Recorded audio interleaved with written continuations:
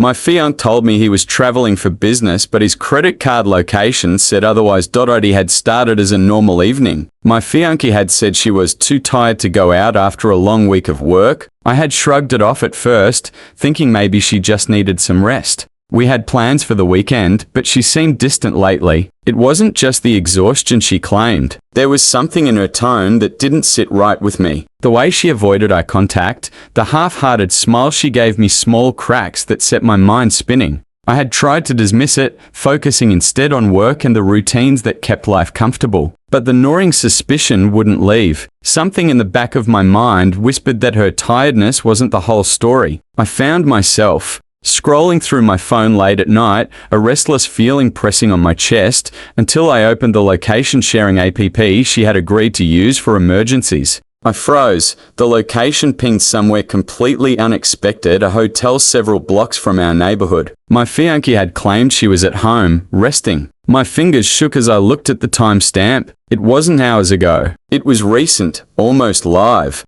My heart raced. Thoughts collided. Was it a business meeting she forgot to mention? A friend stopping by? No, deep down, I already knew the answer. The way the pit in my stomach seemed to confirm every fear I tried to deny. I tried calling her. She didn't pick up. The messages I sent went unread. Panic turned into anger, but more than that, a strange, hollow sadness settled in. I had trusted her, shared my life and plans, imagined a future together. And now, the future felt like a lie. I waited, hoping, rationalizing, anything to calm my pounding heart. When she finally came home later that night, she seemed normal, smiling and chatting about her day. My chest tightened. How could she act as if nothing had happened? I didn't say anything. Not yet. I needed proof. I needed to understand why someone I had planned my life with could be somewhere else entirely. Sleep came fitfully. I dreamed of scenarios, confrontations that would erupt, accusations that would shatter everything. I imagined her explanation, each one more unbelievable than the last. By morning, the resolve had set in. I couldn't ignore it. I needed answers, and then, just when I thought I had braced myself for the confrontation, something unexpected happened. Her phone buzzed with a notification, and the app she used for work flashed a location. I hadn't expected something that didn't just contradict her story, but pointed to a pattern I hadn't even considered. The truth was bigger than I imagined. Will reveal a shocking trail of hidden locations and unexplained activities. When I confront her, the answers I get only raise more questions. What I uncover will make me question everything I thought I knew about her and our entire relationship. The next morning, I woke up with a weight in my chest I couldn't shake. Her casual morning greetings and laughter in the kitchen felt hollow now, as if they belonged to someone else entirely. I tried to keep my composure, drinking coffee and scrolling through the location history on my phone. Every ping told a story she hadn't told me, a story of secrets, half-truths, and calculated deception. I started with the hotel from last night. That was only the beginning. Over the past 2 weeks, her location had pinged multiple places at odd hours. A restaurant across town where she had no business meeting. A park that she claimed she was running errands near. A boutique that supposedly didn't open that late. The pattern was clear. She had been somewhere else consistently, without telling me. And the hardest part, she was still smiling at me like nothing had changed. I tried to rationalize it at first. Maybe it was innocent. Maybe she was meeting a friend she didn't want me to worry about. But deep down, I knew the truth. It wasn't just her location, it was her behavior. The way she avoided answering questions about her schedule. The way her phone stayed just out of reach. When I came near, my mind raced, questioning how long this had been going on and why I hadn't noticed the signs sooner. That night, I decided I needed more than suspicion. I needed to confront her, but I had to do it on my terms. I waited until she was in the shower, then pulled up the location app again, zooming in on her most recent whereabouts. My heart sank. It wasn't the hotel this time. This time it was an address in another part of the city, one that didn't belong to any friend or colleague I recognized. The timestamp was from just an hour ago. She was lying, and she knew it. When she came out of the shower, I didn't hide the phone. I slid it across the counter, the screen glowing with the damning evidence. "Can you explain this?" I asked, trying to keep my voice steady. She froze just for a second before putting on a mask of calm that only made my blood boil. "It's not what it looks like," she said, her voice measured. But it was exactly what it looked like. Every word she spoke sounded rehearsed, like a script she had been practicing. I wanted to shout, to demand the truth, but I held back. I needed to hear more, needed to see how far this deception went. Then she paused, glancing at her phone on the counter. I can explain," she said again, hesitating this time. But the hesitation was all the confirmation I needed. The trust we had built over years was crumbling in front of me, piece by piece. Every shared dream, every promise, every late-night conversation now seemed like part of a well-crafted illusion. And as I looked at her, I realized the worst part wasn't just the lies, it was how comfortable she had become with them. How easily she could hide the truth in plain sight. How long had this been going on before I even noticed? And more importantly, what would come next? The truth takes a darker turn. What I discover about her hidden life will shock me beyond imagination and force me to question not just her loyalty, but who she really is. The lies are bigger than I ever suspected, and the revelation could change everything. The days that followed were unbearable. I couldn't focus at work, couldn't eat properly, couldn't sleep without replaying every detail of her lies in my head. Every message, every call, every casual "I'm busy" suddenly felt like a calculated act of deceit. My mind kept circling back to the last location, ping the one that didn't match anything she had told me. I couldn't ignore it. Something had to be done. I decided to follow her discreetly, not out of a petty suspicion, but because I needed confirmation, solid proof of what I already knew in my gut. The first time I trailed her, she didn't notice. She moved through the streets with the same ease as always, smiling at strangers, texting on her phone, unaware that someone was tracking her every step. But what I saw next made my stomach twist. She entered a hotel, not for a night stay, but just for a meeting in one of the rooms. I waited outside, hidden in the shadows, listening as the elevator doors closed behind her. A part of me wanted to leave, to pretend I hadn't seen, but the other part, the one screaming for truth, kept me rooted to the spot. After 30 agonizing minutes, she emerged, looking completely composed, almost smug. But this time, she wasn't alone. There was someone with her, a man whose presence made my chest tighten with an ache I couldn't ignore.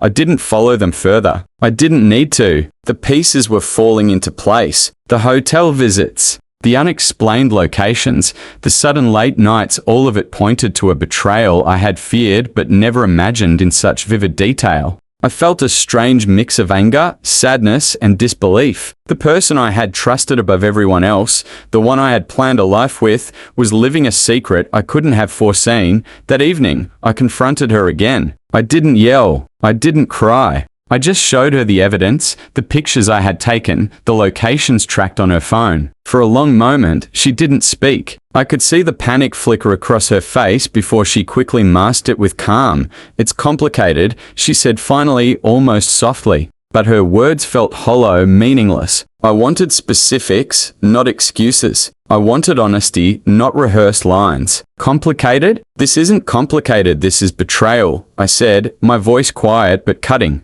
She looked away, but then she said something that made my blood run cold. I never wanted to hurt you. I didn't mean for you to find out this way, but the truth was clear. The hurt was intentional, or at least she had chosen to put herself in this position willingly. I had trusted her implicitly, and she had thrown that trust aside without hesitation. I didn't respond. I couldn't. My mind was racing, thinking about the future we had planned: home, marriage, family, and realizing that none of it would ever be the same. The foundation of our relationship, built over years, was cracked beyond repair, and deep down, I knew I had to make a decision soon. But before that, I needed to uncover everything. The question wasn't just whether she had betrayed me, it was how long and with whom. We'll uncover a shocking pattern that goes beyond a single betrayal. Secrets she's been hiding for months, even years, will surface, and the truth will be so devastating that it will shake the very core of our relationship. The question is, can this relationship survive? Or is it already over? The revelation of her betrayal left me numb. But as the days passed, I realized the story was bigger than a single moment of deceit. I began piecing together her schedule, her messages, her vague excuses. What had seemed like isolated incidents now revealed a frightening pattern. Every late work meeting, every business trip, every too tired to go out coincided with a location that contradicted her story. And each time, the inconsistencies were becoming harder to ignore. I started digging deeper. I checked credit card records, receipts, even social media check-ins. Slowly, a picture formed, one I hadn't been prepared for. She had been hiding a life parallel to the one I thought we shared. Restaurants, hotels, events I didn't know about, always carefully timed, always planned to avoid detection. And with each discovery, the betrayal felt more deliberate, more cruel. That evening, I confronted her again. My hands trembled, my voice tight with anger and hurt. I laid out everything, the locations, the receipts, the inconsistencies in her stories. I expected denial, maybe even excuses, but instead I saw a flicker of fear in her eyes. It was brief, almost imperceptible, but it was there. She knew I had uncovered the full extent of her actions. "I didn't think you'd notice," she said finally, her voice quiet, almost defeated. I thought I could manage it. I didn't want to lose you, but I also couldn't give up what I have outside."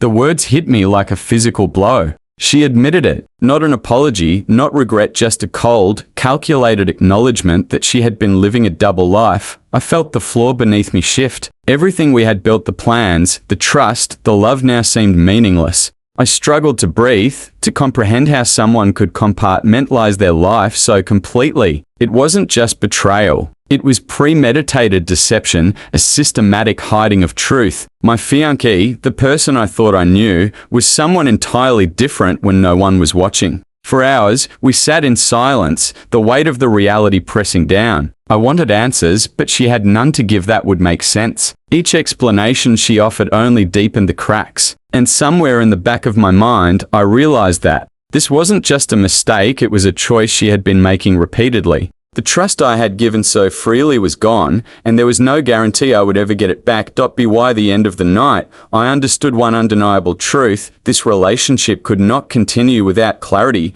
without honesty, without a foundation that no longer existed. I was left with a choice: walk away and protect myself from further deceit, or try to salvage something that might never be real again. But even as I considered my options, I knew the story wasn't finished. There was one final discovery that would either shatter everything or provide the closure I desperately needed. In the final part, the ultimate truth comes to light, an unexpected revelation that changes everything I thought I knew about my fiancé. It's a confrontation that will decide the fate of our relationship once and for all. Will the betrayal destroy us completely? Or is there a shocking twist that no one saw coming? The days leading up to the final confrontation were unbearable. Every thought, every moment, revolved around the truth I had yet to uncover. The betrayal, the hidden locations, the lies, they had all led to this point. I needed to know the full story, to understand why someone I loved so completely could orchestrate such a web of deceit. I confronted her one last time, in the quiet of our apartment. The tension was suffocating. I had the locations, the receipts,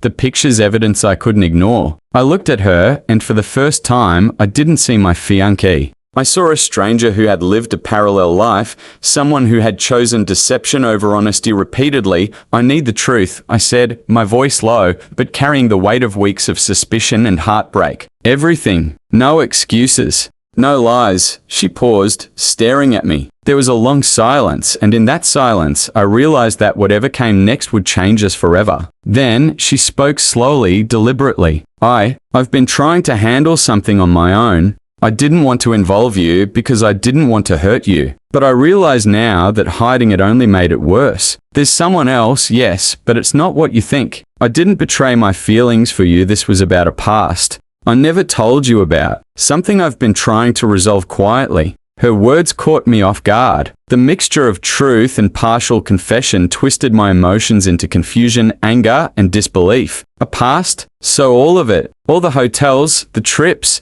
the lies, it was about resolving a past? I asked, my voice shaking. "Yes," she said. "It's complicated, but I didn't want to involve you because I thought I could protect us. I made mistakes in how I handled it, but my feelings for you never changed. I promise you that." I stared at her, trying to gauge the sincerity in her eyes. My heart was pounding, my mind spinning. Could I trust her? Could I believe that after weeks of betrayal, she was telling the truth? The logical part of me screamed that I deserved honesty, that I couldn't continue if any part of her life remained hidden. But another part, the part that had loved her fiercely, wanted to forgive, to believe, to salvage what we had. We sat in silence for hours, unpacking the details, confronting every hidden location, every untruth. For the first time, she was completely transparent, showing me the documents, the messages, the evidence that explained the strange absences. It didn't undo the hurt, but it offered understanding, a chance to reconcile the image of the woman I loved with the woman who had kept secrets. By the end of the night,